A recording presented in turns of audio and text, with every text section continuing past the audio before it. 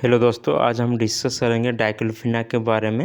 वो ये pain reliever drugs होता है और उनका हम आज डिस्कस करेंगे। उनका डेफिनेशन क्या है, यूजेस क्या है, साइड इफ़ेक्ट क्या है, किस किस के साथ वो ड्रग इंटरेक्ट करता है और कैसे बॉडी में काम ये एक्शन दिखाता है वो काम करता है। नेक्स्ट स्ट्रेंथ कौन कौन से स्ट्रेंथ में वो अवेलेबल होता है। नेक्स्ट फॉर्मूलेशन कौन कौन से ये में यहाँ फॉर्मूलेट होता है। नेक्स्ट उनका डोज के बारे में देखेंगे और उनका थोड़ा ब्रांड नेम के बारे में थोड़ा हम इसमें डिस्कस करेंगे, ठीक है। नेक्स्ट देखेंगे उनका डाइक्लोफिना का डेफिनेशन क्या होता है। Diclofenac is a non steroid anti inflammatory drug होता है। ये NSAID ग्रुप के एक ड्रग्स है डाइक्लोफिना।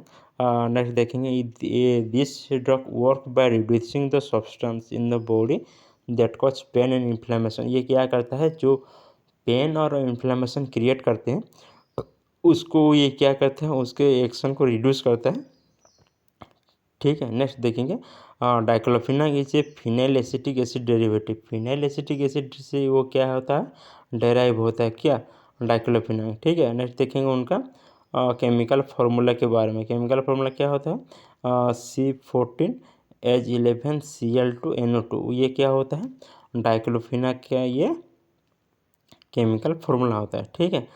नेक्स्ट देखेंगे diclofenac first synthesise by Alfred Sallmann and Rudolf Pfizer. वो क्या हुआ, फास्ट उनको डाइक्लोफिना को सिंथेसिस किए हैं, ठीक है।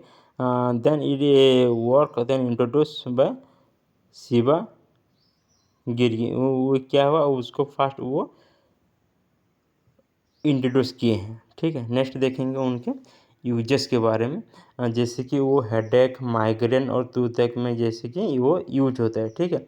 और हेडेक क्या होता है, headache means pain in any part of the head. जब हेड में जे एनी पार्ट बा जो हर कोई पार्ट में जो पेन होगा उसको हम क्या कहेंगे, हेडेक कहेंगे, ठीक है। और नेक्स्ट देखेंगे migraine. Migraine is a severe headache in one side of the head. जब माइग्रेन होता है बहुत ज़ोर से पेन होता है, सीवियर पेन होता है, कहाँ पे, one side of the head, head के एक ही साइड में क्या होता है, वो पेन क्रिएट होता है, ठीक है। और नेक्स्ट देखेंगे टूथेक। टूथेक मीन्स क्या होता है, toothache means pain in the tooth due to the irritation not in teeth and surrounding teeth. जब टीथ में पेन होता है उसको हम क्या कहते हैं, टूथेक कहते हैं, ठीक है। और नेक्स्ट देखेंगे कहाँ कहाँ यूज होता है। नेक्स्ट होता है वो और रिमेटॉइड आर्थराइटिस में, एंकिलोस स्पॉन्डिलाइटिस में और ऑस्टियो आर्थराइटिस में।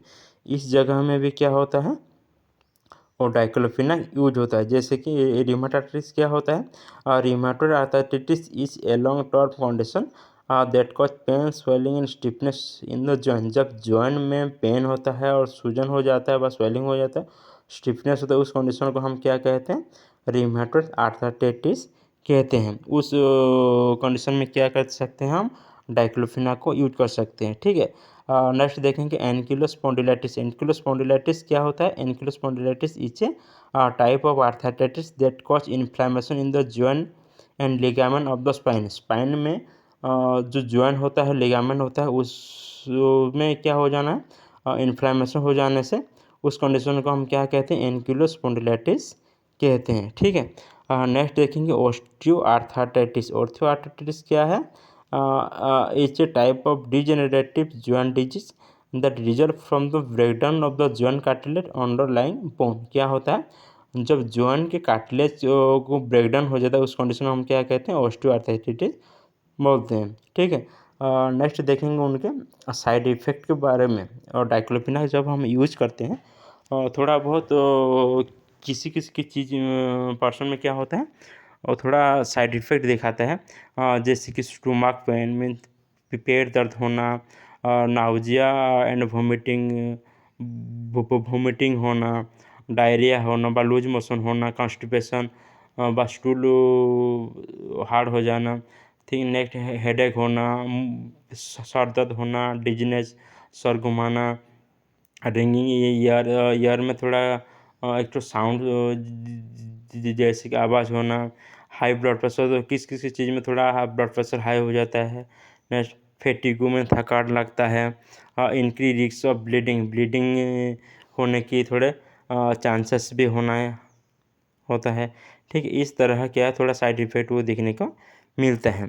ठीक है, नेक्स्ट देखेंगे वो डाइक्लोफिनाक किस किस ड्रग से वो क्या करता है, इंटरेक्ट करता है। ठीक है, देखें जैसे कि लिसनोप्रिल एंड बेंजोप्रिल वो क्या डाइक्लोफिनाक के साथ नहीं देना चाहिए। वो क्या करता है, दे कच किडनी प्रॉब्लम यो करता है। ठीक है, और नेक्स्ट लोसाटन वासाटन प्लस डाइक्लोफिनाक के साथ लोसाटन और वासाटन भी नहीं देना चाहिए। वो भी क्या करता है, किडनी प्रॉब्लम क्रिएट करता है। ठीक है, और नेक्स्ट देखेंगे मेटोप्रोलोल कार्बेडिट्रॉल के साथ डाइक्लोफिनाक को नहीं देना चाहिए। वो क्या करता है, reduce the beta blocker effect, beta blocker के इफेक्ट को वो क्या करता है, रिड्यूस उनका इफेक्ट को वो रिड्यूस कर देता है। ठीक है, नेक्स्ट देखेंगे फ्रूसेमाइड हाइड्रोक्लोथियाजाइड, उनके साथ भी डाइक्लोफिनाक को नहीं देना चाहिए। वो क्या करेगा, और किडनी में किडनी प्रॉब्लम क्रिएट कर सकता है। ठीक है, लास्ट में देखेंगे इबुप्रोफेन एंड नाप्रोस्केम, उनके साथ भी डाइक्लोफिनाक को नहीं देना चाहिए। वो क्या करेगा, और तीनों के तीन क्या होता है, वो एनएसआई ड्रग्स होता है, वो क्या कर जीआई प्रॉब्लम क्रिएट करेंगे। ठीक है, नेक्स्ट देखेंगे साइक्लोस्पोरिन प्लस डाइक्लोफिनाक, साइक्लोस्पोरिन के साथ डाइक्लोफिनाक को भी नहीं देना चाहिए। वो क्या करेगा, इनकी the risk of kidney problem होने के भी चांसेस होता है। ठीक है, नेक्स्ट देखेंगे मिथोट्रिक्साइड के साथ डाइक्लोफिनाक को नहीं देना चाहिए। वो क्या करेगा, इनकी तो साइड इफेक्ट और मिथोट्रिक्साइड का साइड इफेक्ट क्रिएट हो सकता है। ठीक है, नेक्स्ट देखेंगे वारफारिन एपिक्साबान डाबिगाट्रॉन, उनके साथ भी डाइक्लोफिनाक को नहीं देना चाहिए। वो क्या करेगा, लेकिन इनकी द रिस्क ऑफ ब्लीडिंग होने के भी चांसेस होते हैं। ठीक है, नेक्स्ट देखेंगे फ्लुक्सिटिन पारोक्सिटिन, उनके साथ भी डाइक्लोफिनाक को नहीं देना चाहिए। वो क्या करें, इनकी the risk of bleeding create कर सकते हैं। ठीक है, और नेक्स्ट वेलाफाक्सिन डुलोक्सिटिन के साथ भी डाइक्लोफिनाक को नहीं देना चाहिए। वो क्या करेगा, इनकी द रिस्क ऑफ ब्लीडिंग वो भी ब्लीडिंग क्रिएट कर सकता है। ठीक है, ये थोड़ा बहुत ये क्या करता है, ये ड्रग और डाइक्लोफिनाक से वो रिएक्ट करके थोड़ा बैड इफेक्ट दिखाता है पर्सन को। ठीक है, नेक्स्ट देखेंगे उनके मैकेनिज्म ऑफ एक्शन के बारे में। ठीक है, मैकेनिज्म एक्शन मीन्स वो कैसे बॉडी में वर्क करता है। ठीक है, at the time of injury fever and inflammation the arachidonic acid liberated from the phospholipid fraction of the cell membrane, जो सेल मेम्ब्रेन होता है उसमें क्या प्रेम होता है, फॉस्फोलिपिड। जब एक तो बॉडी को इंजूर हो जाता है, फीवर में इन्फ्लेमेशन होता है, उस दौरान क्या होता है, फॉस्फोलिपिड फ्रैक्शन से क्या रिलीज होता है, आराचिडोनिक एसिड लिबरेटर होता है। बाद में वो क्या होता है, arachidonic acid is convert to prostaglandin by the enzyme COX one and COX two, arachidonic acid convert हो जाता है प्रोस्टाग्लैंडिन में by the enzyme of help of enzyme of COX one and COX one mean cyclooxygenase. ठीक है, उसको हम कॉक्स1 कॉक्स2 बोलते हैं। Convert arachidonic acid convert to prostaglandin होने से क्या होता है, prostaglandin is responsible for pain और इन्फ्लामेशन, जो बॉडी को पेन होता है, इन्फ्लामेशन होता है, उस किस चीज़ से होता है, वो प्रोस्टाग्लैंडिन लिबरेटर होने से रेस्पॉन्सिबल क्या होता है, पेन और इन्फ्लामेशन होता है। जैसे कि diclofenac inhibit both the COX one and COX two enzyme and hence inhibit the production of prostaglandin, result in its produce analgesic antipyretic anti-inflammatory action। वो डाइक्लोफिनाक क्या करता है, और जो कॉक्स1 और कॉक्स2 एंजाइम की एक्शन को वो क्या करता है, बंद करता है। उससे दौरान क्या होता है, वो एंटी एंटीपायरेटिक इफेक्ट देखने को मिलता है। ठीक है, नेक्स्ट देखेंगे उनका फॉर्मुलेशन के बारे में, और डाइक्लोफिनाक किस किस फॉर्मूलेट उनको कर सकते हैं उनके बारे में देखेंगे। जैसे कि डाइक्लोफिनाक टैबलेट अवेलेबल है, diclofenac capsule, suppository, gel, patches, ophthalmic preparation और इंजेक्शन। ठीक है, देखेंगे एक एक करके डाइक्लोफिनाक क्या है। डाइक्लोफिनाक टैबलेट क्या होता है, एक तो सॉलिड डोजेज फॉर्म होता है। ठीक है, और कैप्सूल सॉलिड भी हो सकता है, लिक्विड भी हो सकता है, और वो दोनों हम ओरल यूज कर सकते हैं। ठीक है, नेक्स्ट देखेंगे सुपोजिटोरी हम यूज करते हैं रेक्टल रूट में। ठीक है, जेल हम कब यूज करेंगे, जब एक तो चीज़ में सूजन हो गया है, पेन हुआ है, उसको हम क्या करते हैं, जेल से यूज करके उसको हम रिलीव कर सकते हैं। पेचेस क्या है, पेचेस एक तो बॉडी के एनी पार्ट में वो क्या है, चिपकना पड़ता है, चिपका देने से उनका वो डीजर इफेक्ट शो करता है, ठीक है। और next diclofenac ophthalmic preparation, sorry ऑपरा हुआ है, वो एक तो ऑप्थेल्मिक प्रिपरेशन हुआ है, ठीक है। ऑप्थेल्मिक प्रिपरेशन पे हम उनको आँख में वो उनको यूज कर सकते हैं। नेक्स्ट देखेंगे, लास्ट में देखेंगे उनका इंजेक्टेबल फॉर्म बहुत से जगह में वो यूज होता है, जैसे कि ये डाइक्लोफिनाक इंजेक्शन पेन के रिलीफ करने से के लिए क्या होता है, डाइक्लोफिनाक इंजेक्शन वो